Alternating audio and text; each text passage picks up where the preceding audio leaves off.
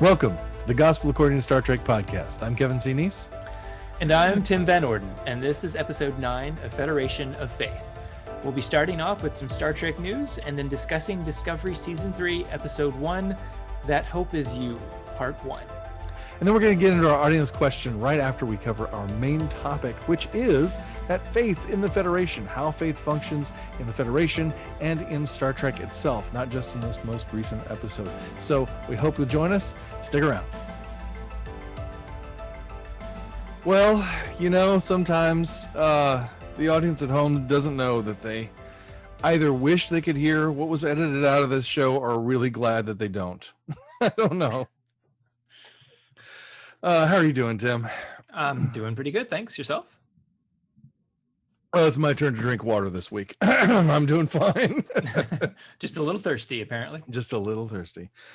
That was a reference, to a previous episode for those of you who are keeping track of our complex continuity of running gags. We have a department that actually keeps track and lets us know if we said something that eat your heart out, Lucasfilm. Yeah, right.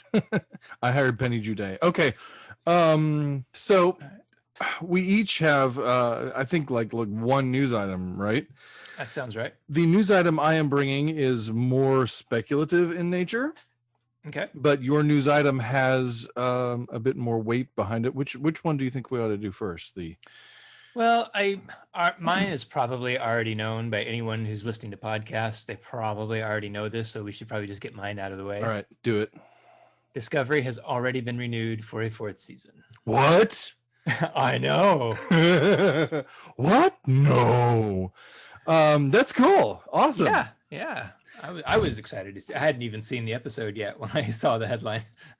Right. Well, and same here. I hadn't either. So, but I kind of felt like it was gonna go well.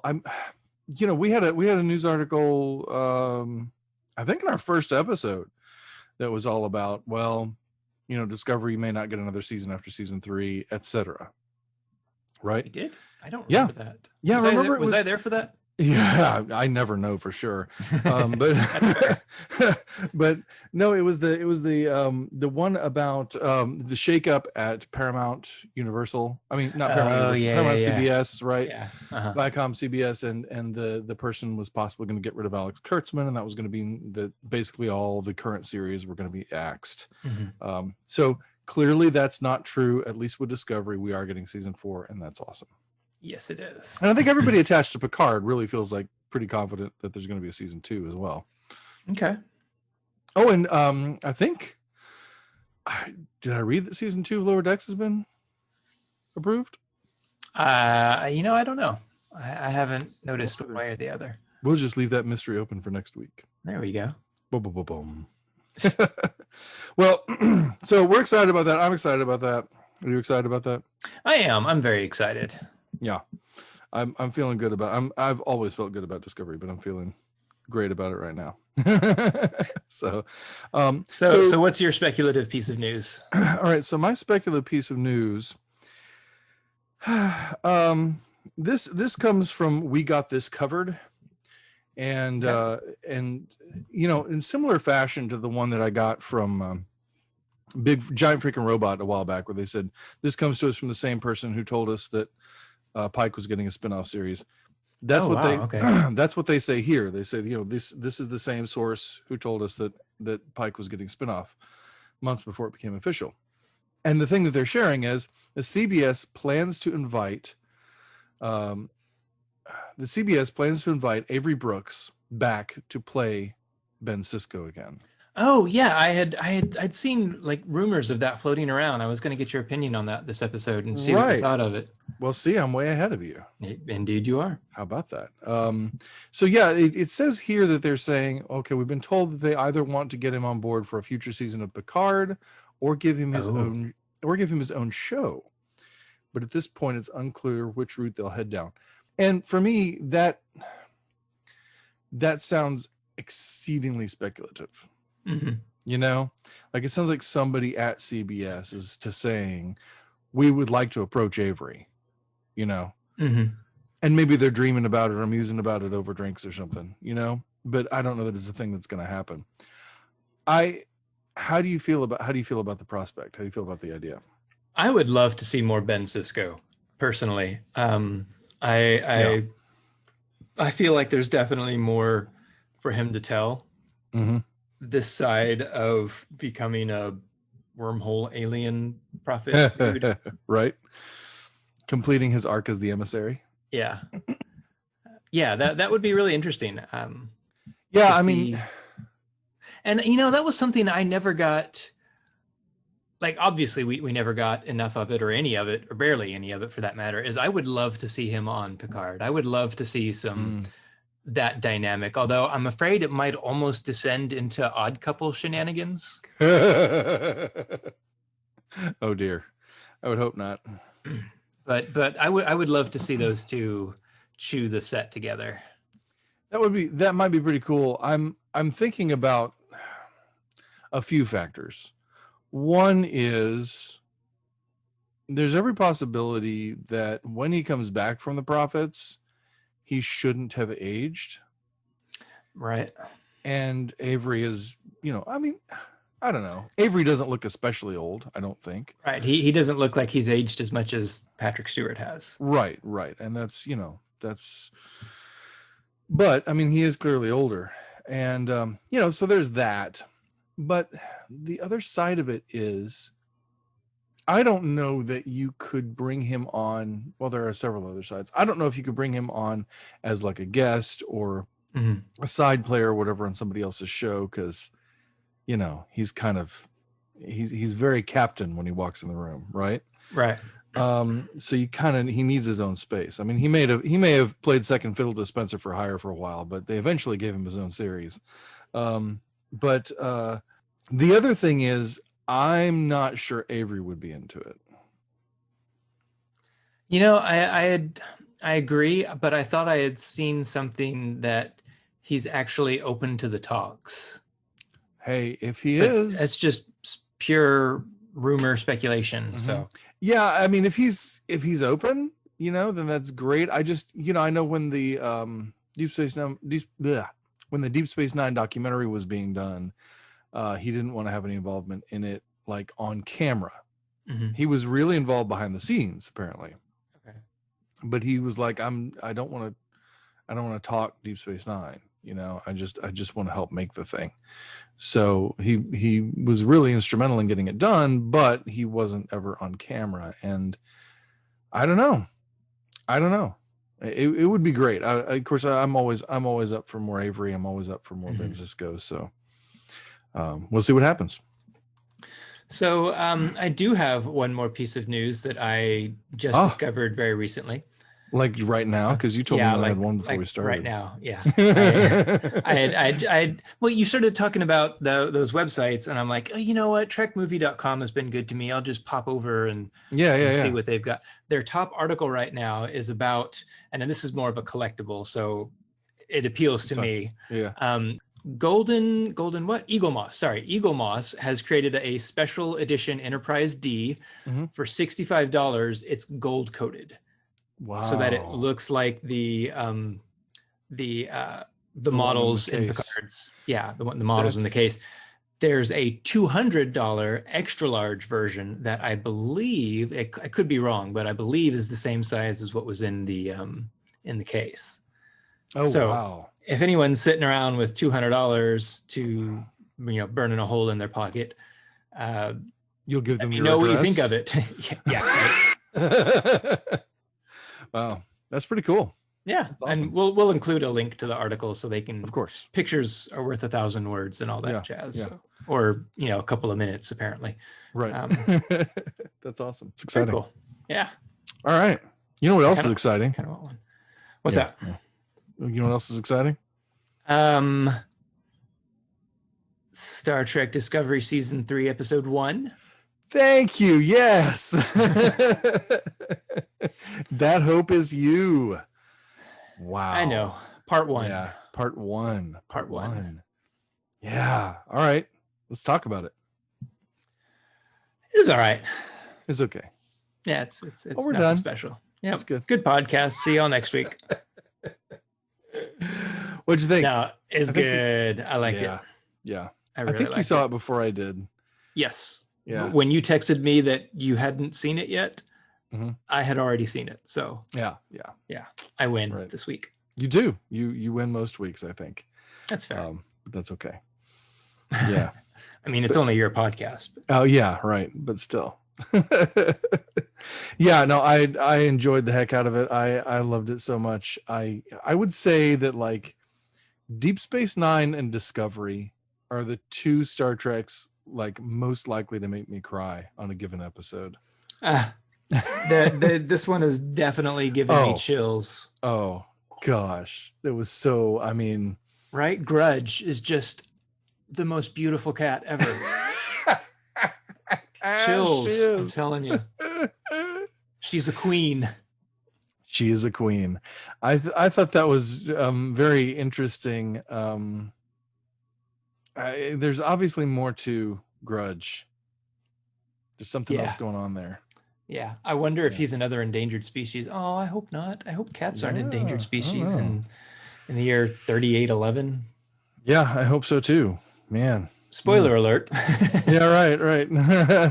We probably should clarify that our Discovery discussions are going to be laden with spoilers.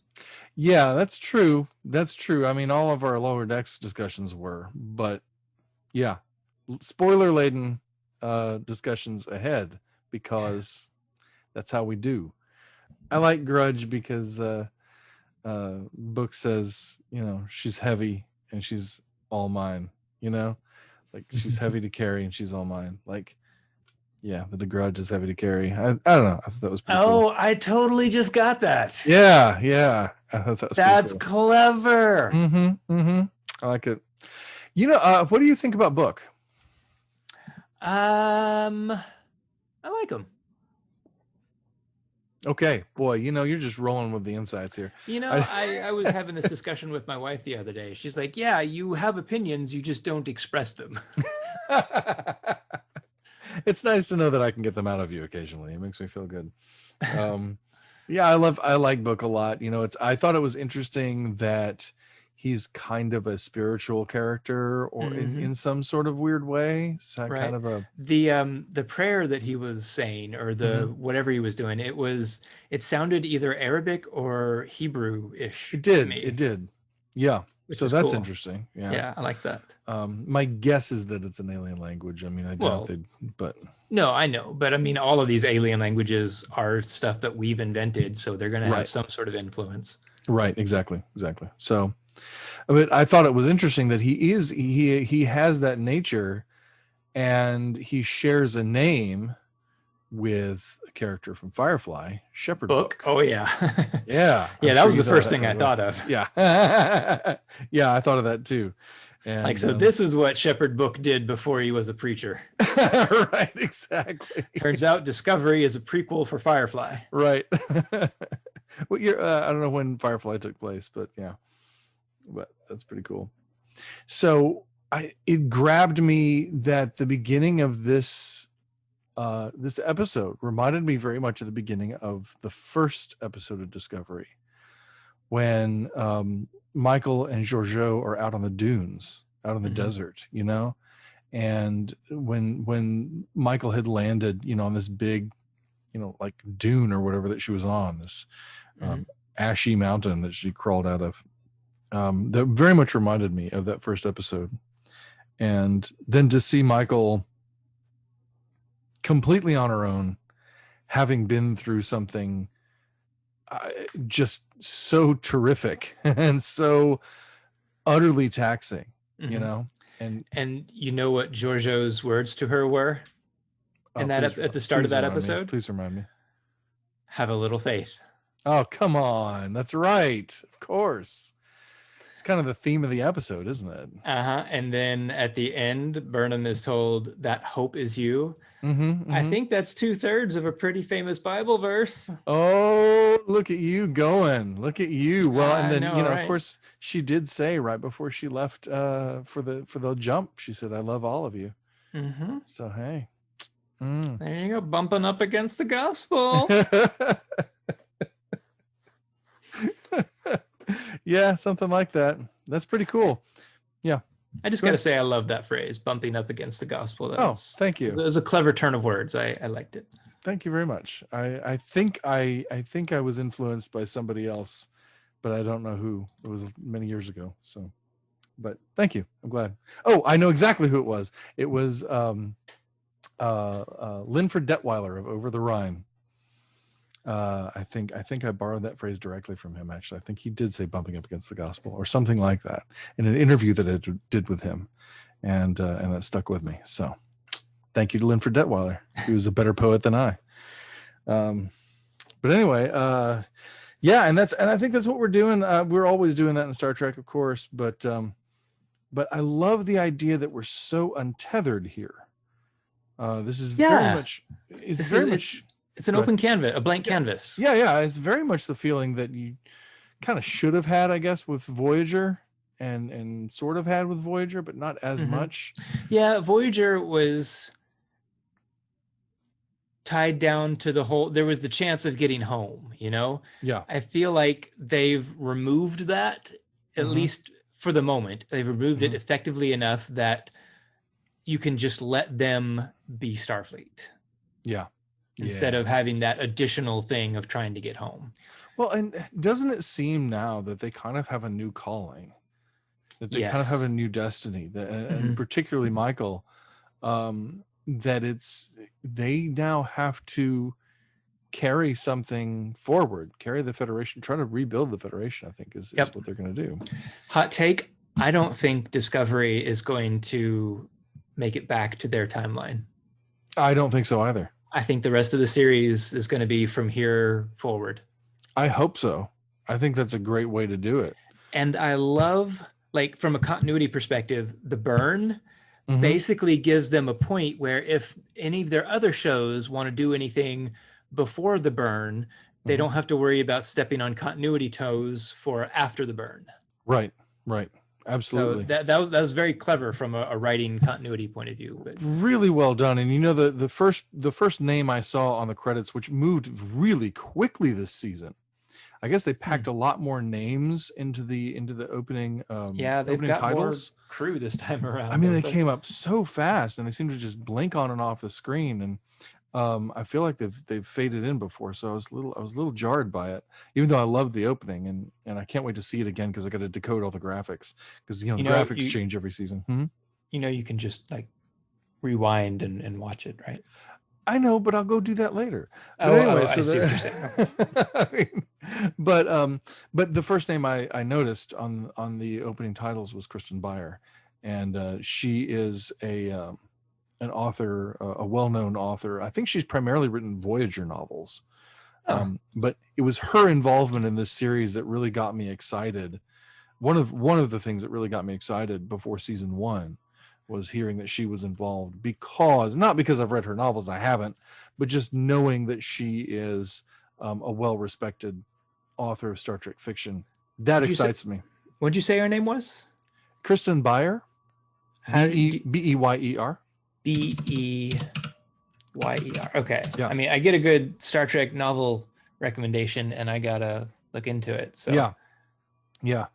But because I just feel like, and I was saying this with a friend of mine earlier today too, that what we're seeing in Discovery, and I've felt this several times, not just in the launch of season 3, but I certainly feel in the launch of season 3, is that we're seeing stuff that is less like what we would normally expect to see on screen with Star Trek, and more the kind of thing that we would expect to read in a novel, where somebody's kind of just sort of letting their imagination go wild a little bit, like taking the Star Trek concept and just sort of really playing with it and doing something really interesting. Like, what if there was this, this faction and that spun off and did this? What if all this stuff happened? They bring all kinds of cool, interesting things into their into the sort of memory beta space. Yeah, right. And I feel like there's a lot of that sensibility here that I don't know how to explain it exactly, but there's just a roaring creativity. And it's just like, yeah, but what if we really went for it? What if we really did something interesting? And I like that. Yeah. and asking questions about what our characters would be, where our characters would be, what they would be doing in completely different settings. I gotta say, I loved the little Orion Andorian pair. Oh yes. And I liked the little transporter combat, especially when when Michael and Book were like, "Oh, hey, wait a minute, let's just turn around and start firing at them as they beam in." Right. That was pretty cool. Although it did make me think, okay, so you have a personal transporter, Mm-hmm. but when we got to get like miles and miles to the mercantile, like, yeah, let's walk. Right. Let's just walk. I mean, I know you just fell out of the sky and all that, but let's walk. But maybe like because it had to recharge, right, from all the little hops that they were doing at one 30 point. seconds. So maybe there's a range on it in terms of power and what it can and can't do. And I'm curious as to how it operates, because it's not like you type in coordinates. So I think wasn't he on that little air hollow display? But no, I mean, they would just jump. He would just grab her and they just jump to wherever. And I'm wondering, leap of faith, you might say. No, I'm pretty sure, because he said something about finding coordinates in the water, and he could have found coordinates in a rock. I feel like he is inputting coordinates somehow. I don't know if he said coordinates specifically, but I feel like I don't know. I wondered if it's like a neural interface kind of thing, where he can think about where he wants to jump, and then it jumps him there. You know, I don't know. It is the 32nd century, right? So let's see.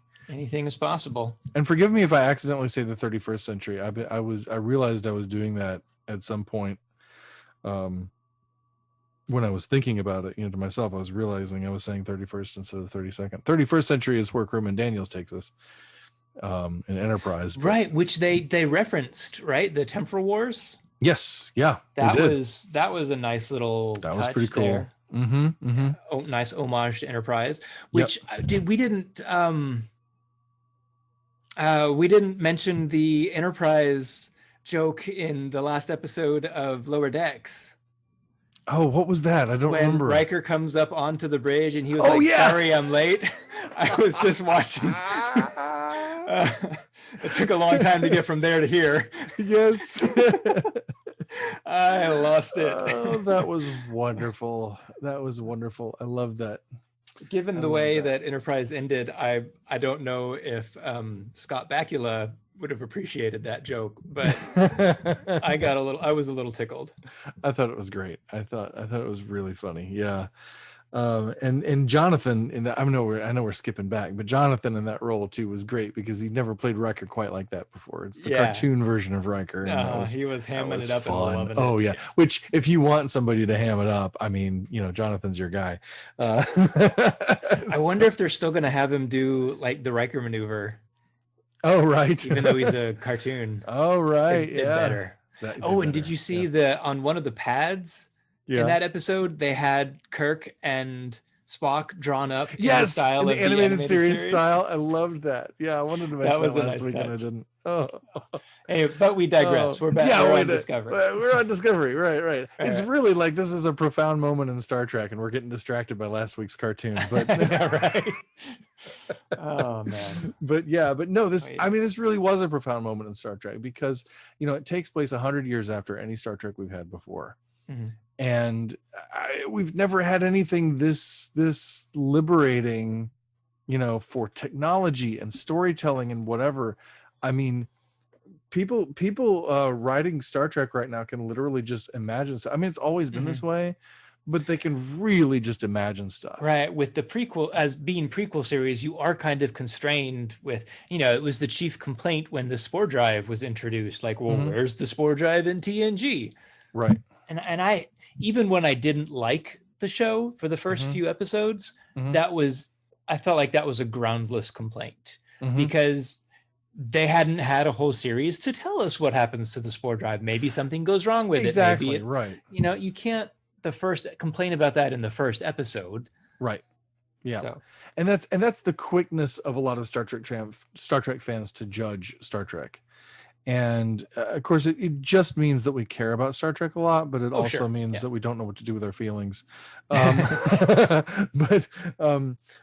yeah, I mean, you're absolutely right, and people who are fans of the novels have told me that that in the books about the earlier days of the Federation stuff, there are all kinds of different drives that they try, and some of them way crazier than the spore drive. So, like, there you go, people. Again, like, it's the kind of thing that you get in the novels that you don't normally get in the series. Mm-hmm. And I think that, I don't know, I think that enriches the world. Yeah, no, I agree. It's bringing a lot to the table, I think. Mm-hmm. And it's good stuff. Yeah. And I enjoy seeing also that, we're so far in the future. It's weird that, like, I don't know how they're going to explain the fact that Book and Michael can understand each other. I guess people are still speaking Basic, and Basic Or hasn't changed. Universal Translator. I guess they still have universal translators, and the universal translators still work. I guess, whatever. Sure. Of course, we do the thing. We do kind of the Star Wars thing, though, in one of the scenes where, like, people are speaking languages, and the other people are replying in English, and or in Basic, actually, or whatever, or Common, or whatever you want to call it. Right. But so I'm not sure how all that's going to work, but it's interesting. It's interesting to see. But there again, they were doing that with the Klingons, though, even from the beginning. Well, right. There were. No, you're right. They did speak. They did, like, she actually held out the the yes communicator to translate. That's true. Right. And they would speak Klingon to each other, right? But then they would intentionally speak English, right? Or Basic. I keep saying. Or then we just stopped. We stopped doing the delay for the translators. For the universal translators. Don't wait for the translation. Answer the question. Yeah. Oh wow, that's good. But yeah, I got to thinking about the stuff that we're not going to see, like, I was talking about Ash Tyler, and it's like, yeah, he's off doing his thing with Section 31. It's like, well, no, actually, he's dead. He's dead. Yeah, he's dead in the 32nd, 32nd century. Yeah, so we don't know what happened to Ash Tyler. Which reminds me, wasn't like their Section 31 show that they're working on? Yeah, that wasn't Michelle Yeoh supposed to be a part of that? Yes, but she's on the Discovery. Like, she was on the Discovery when they went through the wormhole, wasn't she? I don't think so. I don't remember, actually. It's been months since I've seen the finale of season 2. That's fair. I'm pretty sure I've seen her in some advertisements for the series, though. Yeah. Oh wow. So I don't know. I don't know what's going to happen. But if they do a Section 31 show, well, Ash Tyler would be, kind of our anchor to that series. Right. And then, of course, along with Ash, there's L'Rell and the whole Klingon story. Yeah.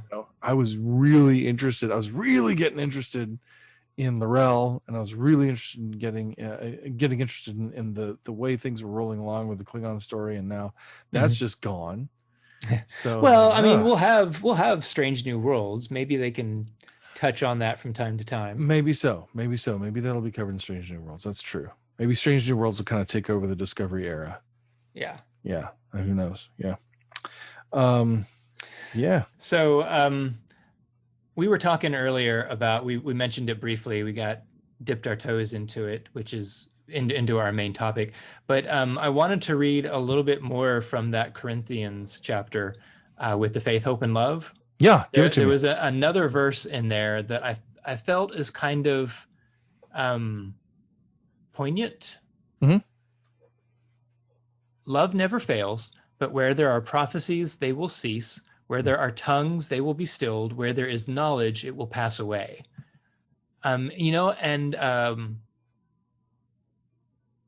It kind of makes me think of the true believers and the Federation passing away, but yet there's still this faith and hope that's being carried on. Yeah, excellent. That's brilliant. You should just host the show. I mean, this is that's great. No, Even a I blind love that. squirrel finds a nut every once in a while. You're no blind squirrel, my friend. But yes, no, I think that's brilliant. Thank you for bringing that up, and you're absolutely right. I think it's a really good picture of that. Really good And picture of that. that's, for reference, that's 1 Corinthians 8. And then, of course, 13 is, and now these three remain: faith, hope, and love. But the greatest of these is love. Right. That's yeah, but no, you're absolutely right. And that's the thing that was in my mind that maybe I wasn't putting quite that pin in, where Michael and Sahil, I mean, are just really having a moment. You can tell that It was beautiful moment. Sorry, I'm geeking out again, but I got goosebumps. So yes, I got goosebumps so many times during that episode. But that scene right there, when like she's getting misty-eyed and he's getting misty-eyed, and I'm just like, oh, dude, I straight up cried my eyes out for that whole scene. That's all I did. I mean, that was just, oh man, that killed me. I mean, that just got right to me. And the thing is, like, and I'm thinking about it at the time, and I'm thinking, like, that it's this like religious fervor, right? For this thing, this UFP, this United Federation of Planets. I'm thinking, gosh, it's so crazy that this fictional organization means so much to me. And of course, it's not the organization.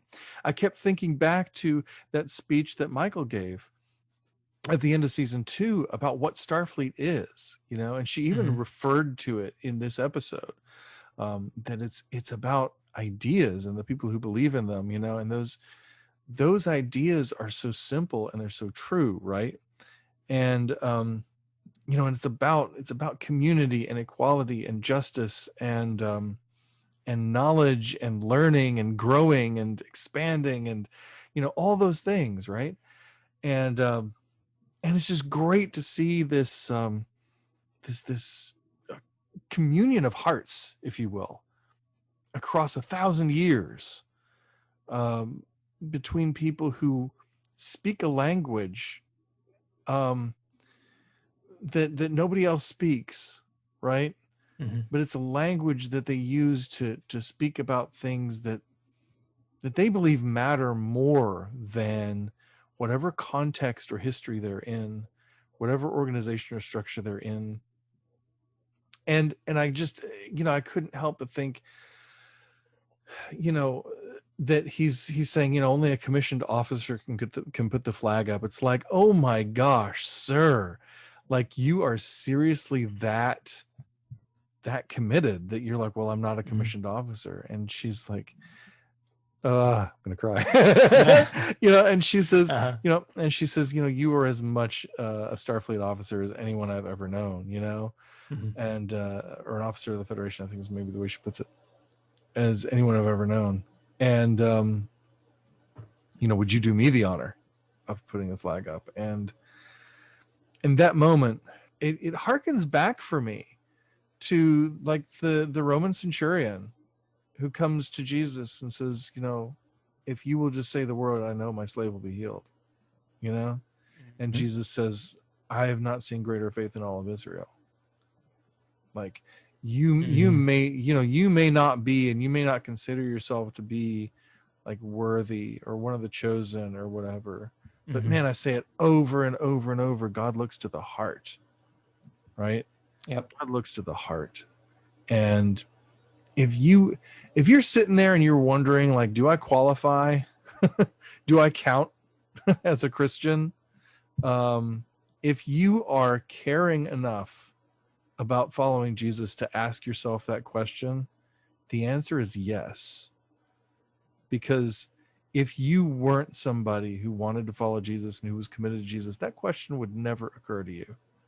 So don't think for a moment that you don't measure up, or that you don't have enough faith, or you're not good enough, or you're not perfect enough, or you haven't done the right things, or you screwed up too much or whatever. What do you think grace is for?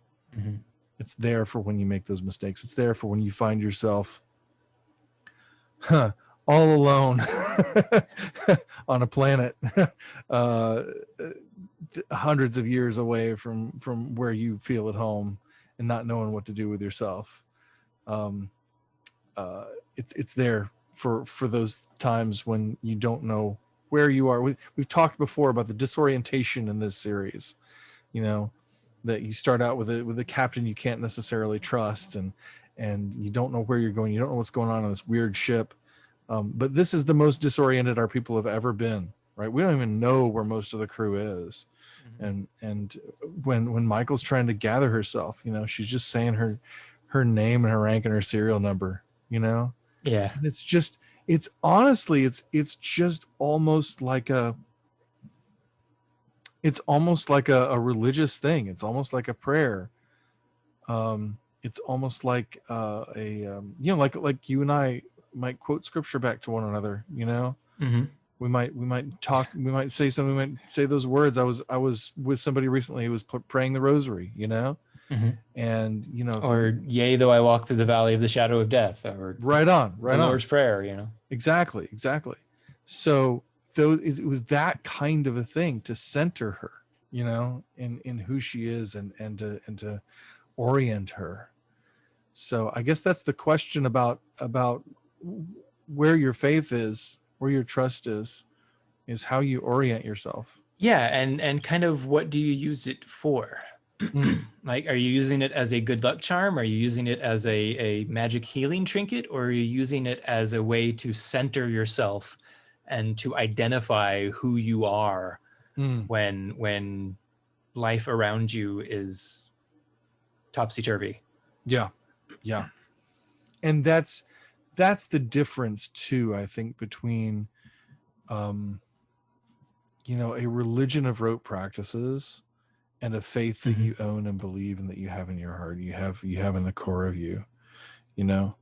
And you may not relate to those religious things.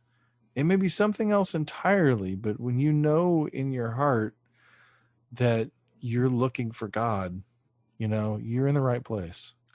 I do want to add, though, because it seems like, and my wife commented on this recently, that it feels like we're coming down a little hard on the side of religion. Yes, I agree. You don't have that mantra to repeat to yourself if you haven't already said it in Sunday school 1,000 times. Exactly, absolutely. And that I'd never want to imply that being religious or engaging religious ritual is a false thing. It is for a lot of people. But I think it is for a lot of people because they don't know what it means, and because they're looking for this external thing to sort of to grab onto, or this external standard to meet up to. But when that becomes internalized, right, when it means something to you, when it matters to you, that's when it's important. That's when it's worth doing. You know, when, you know,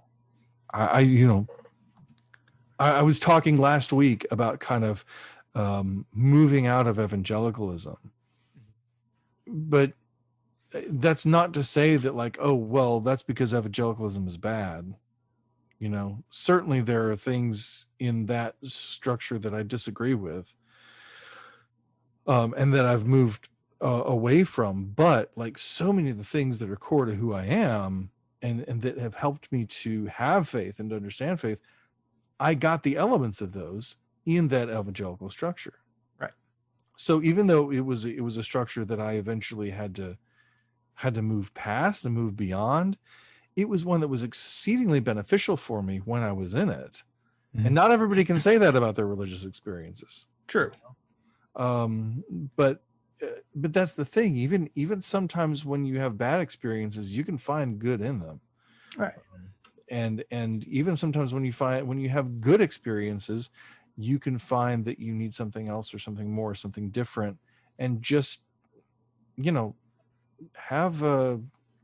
give yourself that room, give yourself that space to either be religious in the way you've known how to be religious, or not be religious in another way, whatever it is. But the point is that faith and that hope, that's what ultimately remains. That is the best, the faith and the hope and the love. So yeah, way to go, Paul.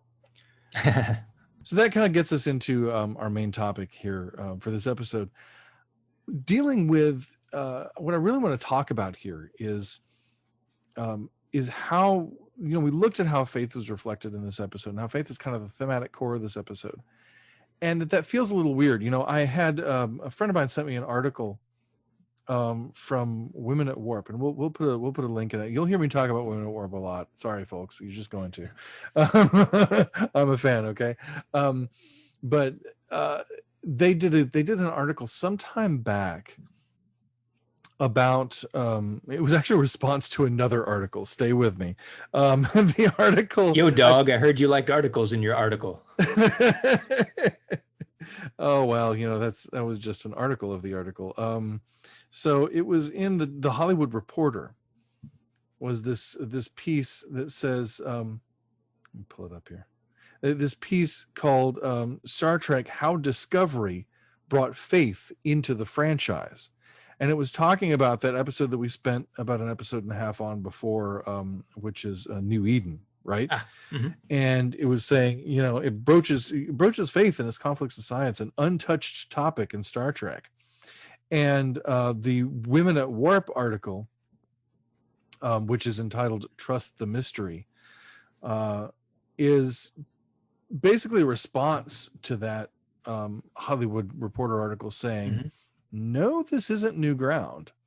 Like Right. faith, this isn't new ground at all. This goes right back to the beginning of Star Trek.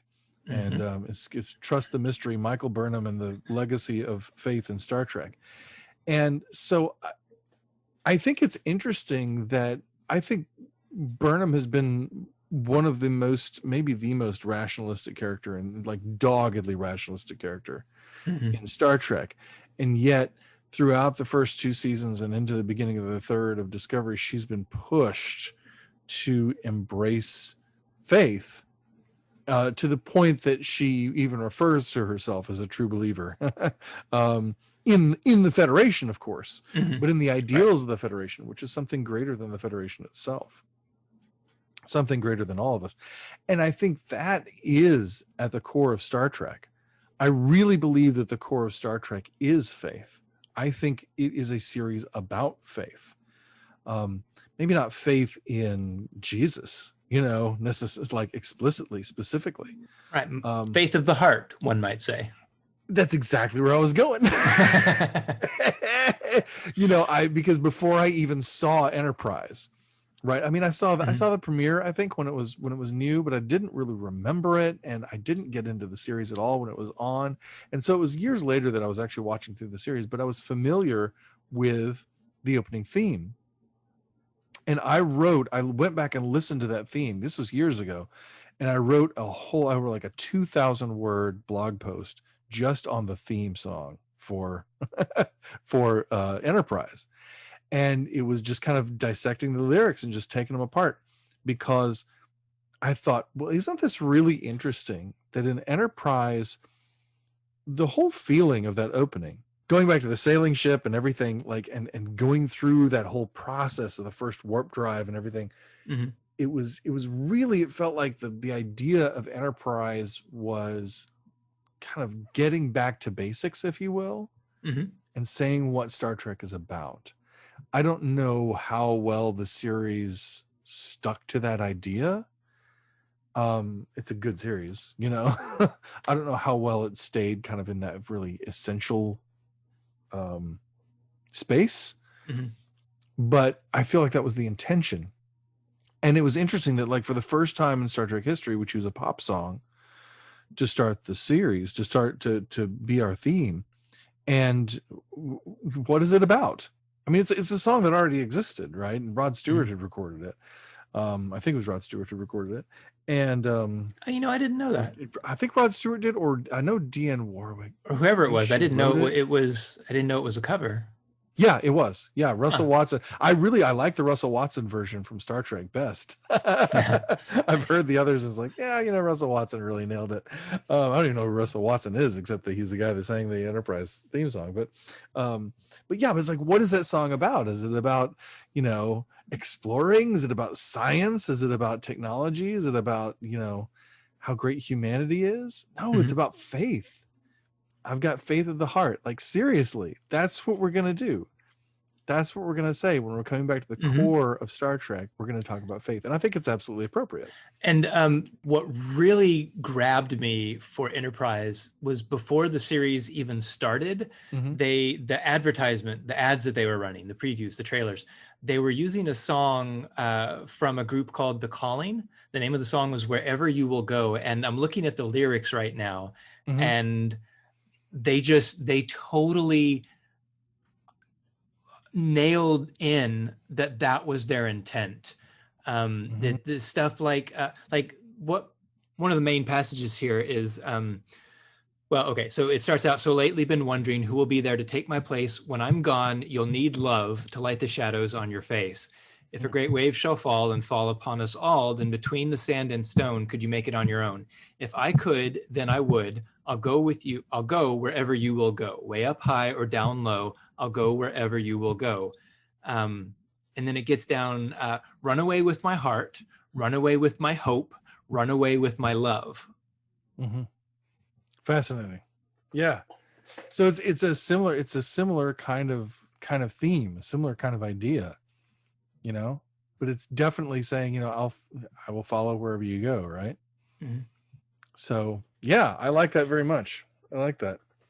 But I mean, why did that strike you? Why did that grab you at the time that was the song they were using? I just, the sense of exploration and, well, like, I guess the fact that they were like, the visual component was about the excitement of exploring and stepping away and going out there and finding out what's out there. And, you know, we understood that the premise is starting Starfleet and starting the Federation. And here, the song that they're using is talking about running away with my heart, my hope, my love. And then the conclusional verse where they say, I know now just quite how my life and love might still go on in your heart, in your mind. I'll stay with you for all of time. And that just feels very spiritual, very scriptural to me. And it just, I didn't know it at the time, but it feels like such a core of Star Trek, of that no matter where we go, that our humanity is going to be with us through our hearts, our hope, and our love. It's a part of us. It's a part of Star Trek. And it's just, when you were talking about kind of like Enterprise's, I don't know if you were kind of saying it was getting back to the basics, but this is just, it felt very core-like to Star Trek. Yeah, I think you're completely bang on. I think that's absolutely right. And I thank you for pointing that out, because I didn't see those previews, or at least I don't remember them. Right. But it goes to a thing that I chose as the quote that I would use from my book on my Twitter banner and stuff, which is, our quest for identity as part of something larger than ourselves is the central narrative of Star Trek. It is a narrative based not on science, but on faith. And I would say even further that science itself is rooted in faith, and that the best science is done on the basis of faith and on the basis of hope. Everything that we do as humans, we're fueled by these things. It's not, faith isn't just about, believing in fairies or something, right?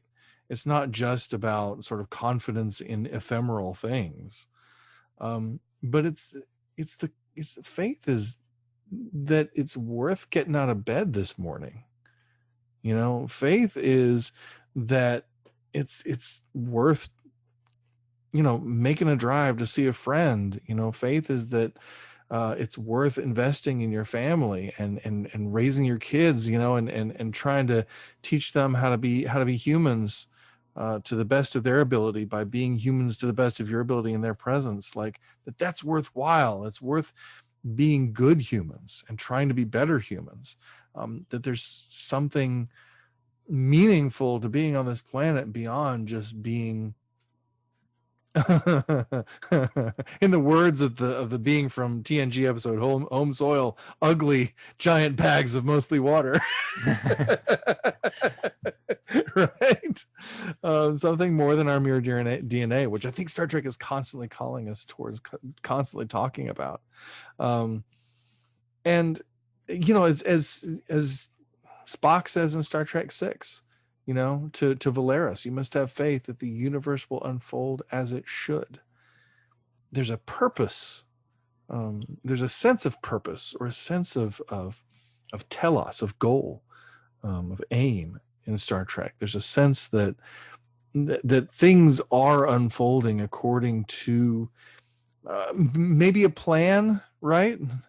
But at least there's a destiny, not just for us as individuals, but for all of us together. I was just recently listening to a seminar on the theories of atonement. All right. So in other words, like why Jesus died and what the death of Jesus means and what atonement means in terms of that at-one-ment between us and God. And there's that penal substitutionary atonement, which is what we're usually taught these days, about, Jesus sort of being the sacrifice for our sins. And that's, I don't want to pick sides or say one or the other, whatever. There are several different views of atonement, okay? And that's one of them. That's probably the dominant one in our age. For the centuries before, about the 12th century, the first 12 or so centuries of Christianity, that was not the dominant view of atonement. The dominant view of atonement was rooted less in that personal salvation and more in a sense of communal destiny and communal salvation. And the Christus Victor model, go look it up, the Christus Victor model of atonement, which basically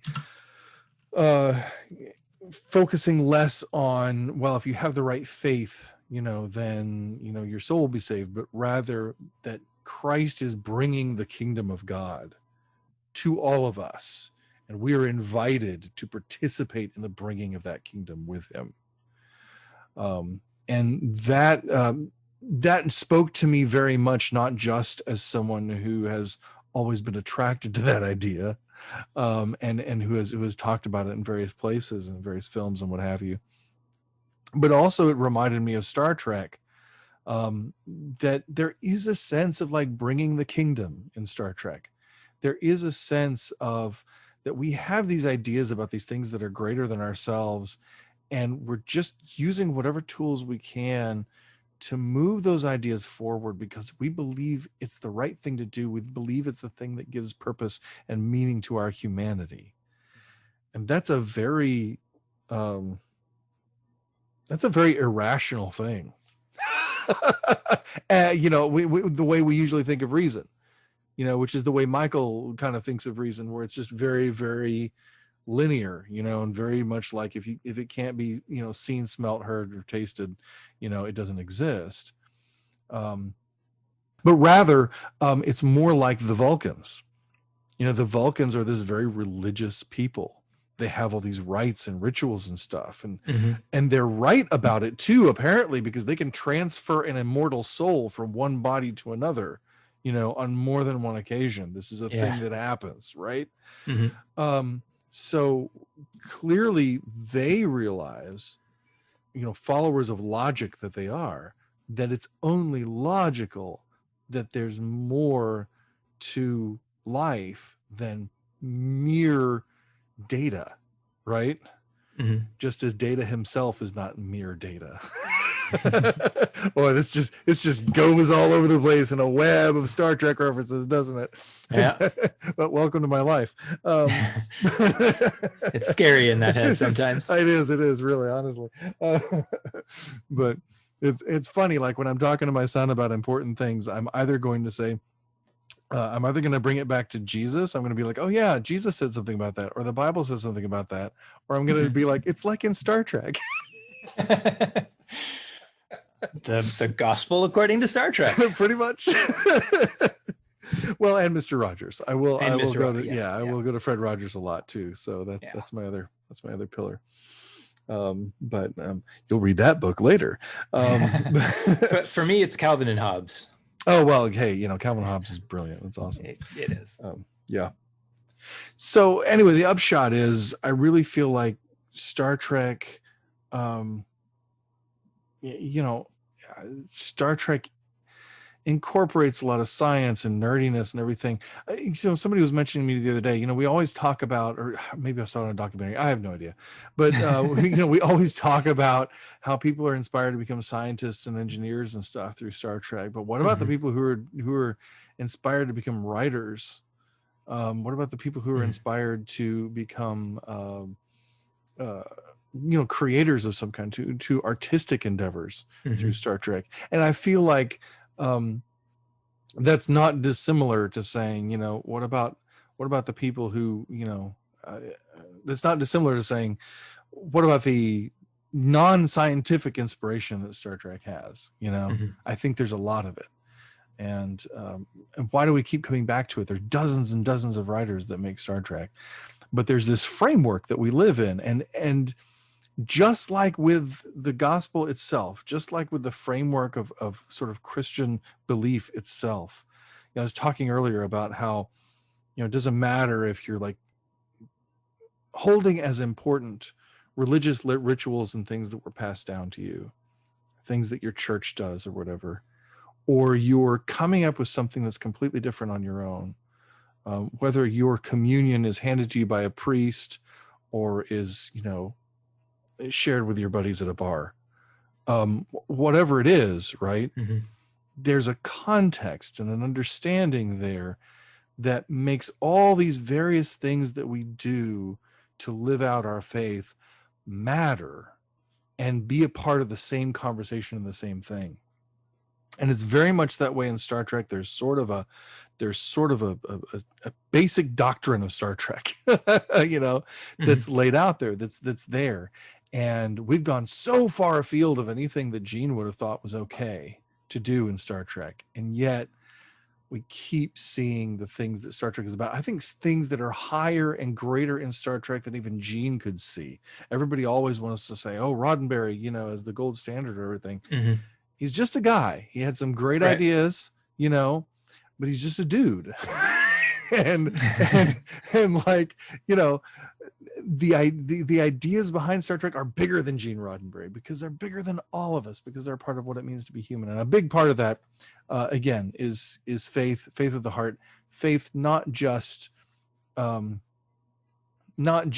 something that is beyond reason, but that I think reason demands, because we don't survive without pushing ourselves towards something that is beyond ourselves. And if faith is not the leap outside of oneself, I don't know what is. Indeed. Well said. Well, there I go. No, that was good. I just want to throw out for our listeners, in case anyone like me is not terribly familiar with this Christus Victor that you mentioned. There's a book written by Gustav Olin. Okay. Olin, maybe. Christus Victor, an historical study of the three main types of the idea of atonement, written in 2003. That is supposed to be a good primer on looking at the different types of atonements. I'm seeing it on Amazon right now for $15. There's one left in stock, so order soon. But, well, and I would also say not spawn. Right, exactly. I would also say that Zondervan did a series of books called Four Views. Zondervan. What's his first name, or is that his last name? Is that his only name? Zondervan is a publishing company. Oh, okay. It's like the number one Christian publishing company. They're owned by HarperCollins, and so they're huge. Zondervan. Zondervan, Zondervan. No, I found Zonderfang. That sounds cooler. I don't know what that is. Zonderfang is Deutschland's unvergrößten Website von Sonderangelen. Yeah, I don't know what I'm saying. I should probably not read German without knowing what I'm. You're easier to wrangle when you're sleepy. That's fair. Zanderfang is Germany's most comprehensive website for all things Zander fishing. Well, there you go. So Zondervan did a series of books called Four Views, and one of the books is on atonement, and it's a pretty accessible volume for understanding the views of atonement, or at least getting a handle on four different authors' presentations of four views of the atonement. So okay, so as for this week's question, we've got one from one of our listeners who wants to know, in the episode of TNG where the Klingons clone Kalish to bring him back and lead a religious revolution, what do you think Star Trek is trying to say here about science and religion? I don't know how much it really. It's Rightful Heir, by the way, is the episode when Worf goes to Boreth. I don't think it's this binary of science or religion. There's a whole conversation at the very beginning of the scene, at the very beginning of the series, beginning of the episode. You know the word I'm looking for. Yeah. Where they're kind of talking about whether or not they can verify that this person really is the real Kalis. And Picard says, look, we're not here to decide the veracity of this person's claim. We're not here to tell anybody what they should believe. We're just here to escort this person where they need to go, and that's what we're going to do. And there's that sense there. They say, we're not here to tell anybody what they need to believe, I think that's very important in the episode. And then Data comes up to Worf right at the end of that and says, I on the basis of what empirical data are you going to decide whether this is Kalis or not? And Worf says, it's a matter of faith. And Data says, well, I'm not able as an android to accept something that's not based in reason or rational fact, so I'll be interested in talking to you further about this. And Worf is like, yeah, I'm not really in a position to talk to you about that right now. Thank you very much. I'm going to go have a crisis. And so, but then later when they find out that, yes, this is fraud, this is a fraudulent person,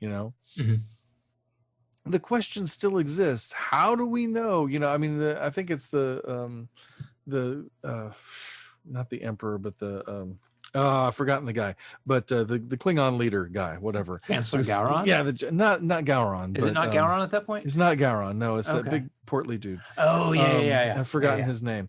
But he's so cool. I love him. He is fun. He's like one of the ultimate Klingons. But he says, how I think it was him that said, how do we know that this isn't how Kalish comes back? That he was prophesied to return. How do we know that we haven't facilitated that return? And Worf says at the end of Gowron's men, well, Gowron is in it, of Gowron's men who won't leave with the ship, and who are waiting for Kalish to come back. Worf calls them fools, and Data says, so you don't believe in Kalis, and is asking him, is this only deepened your spiritual crisis? And then Data has a bit of dialogue, which I've actually used when I speak. That's why I know some of this so well. I actually use this clip when I speak.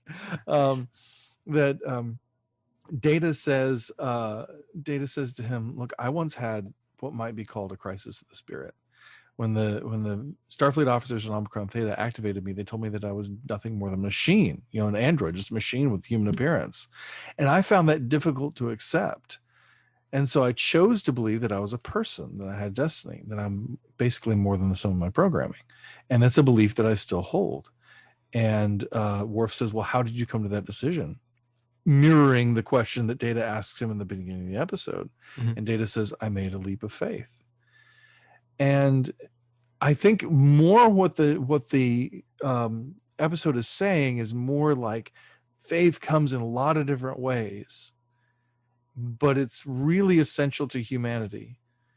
And it's interesting to me that Data finds these sort of cold facts about himself difficult to accept, right? As an android who at the beginning said, I only take in, I can really only process what's rational. I mean, it's obviously not true. There are lots of things that Data says about himself that are, Spock is the same way. And so obviously something in Data's programming is telling him, I was listening again to a Women at Warp episode recently, and they were talking about how Data has a creator, Yeah. and it's a human creator, but he has a creator, And he's made in the image of he's this made creator. in the image of his creator. Exactly.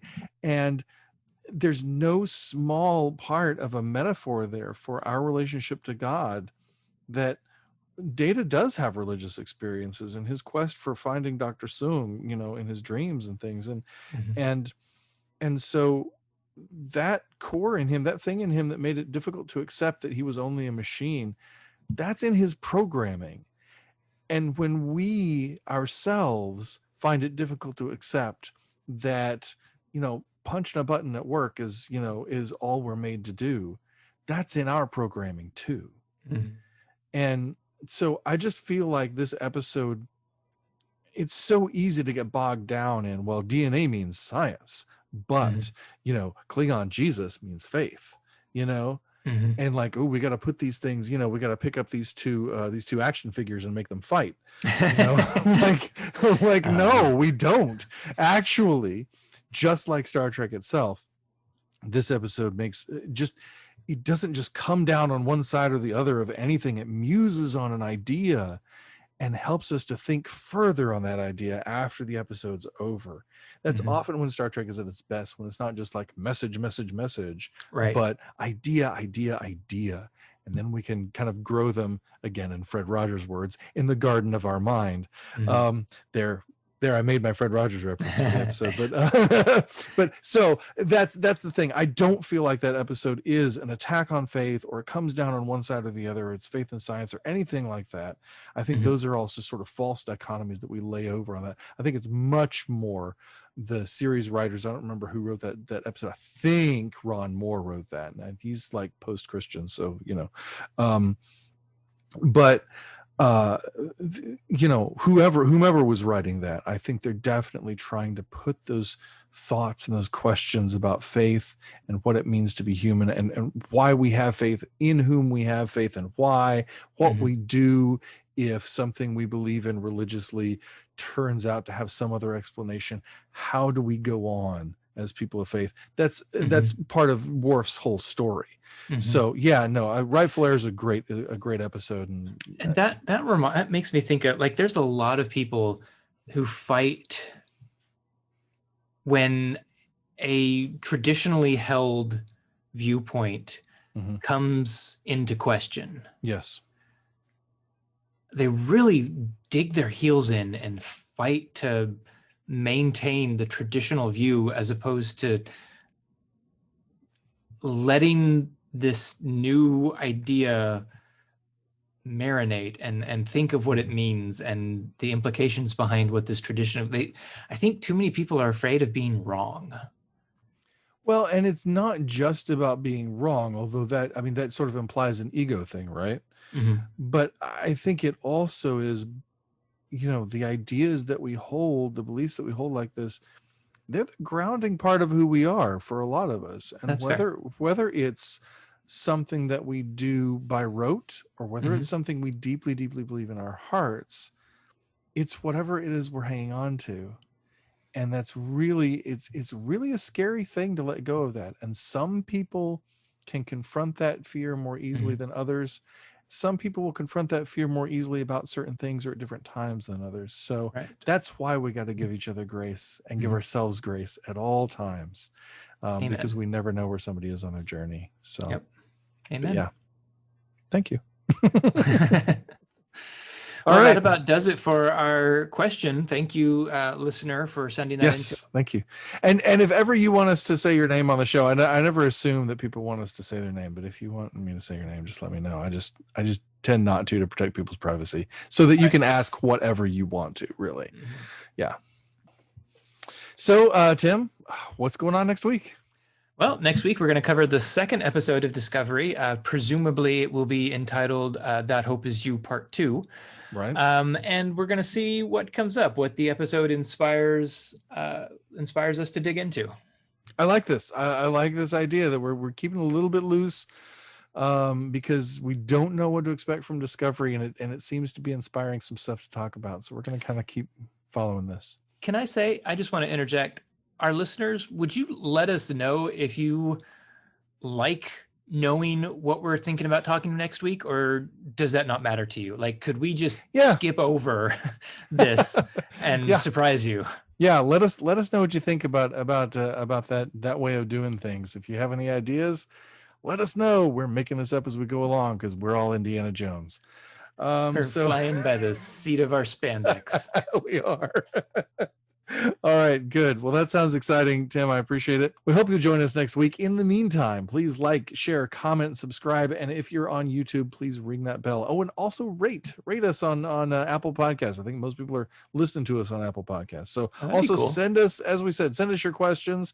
Gospel According to Star Trek on Twitter and Facebook, or gospeltrekpodcast@gmail.com. We would love to discuss your question on the show. Tim, do you have anything else to say to the folks at home, or did you already say it?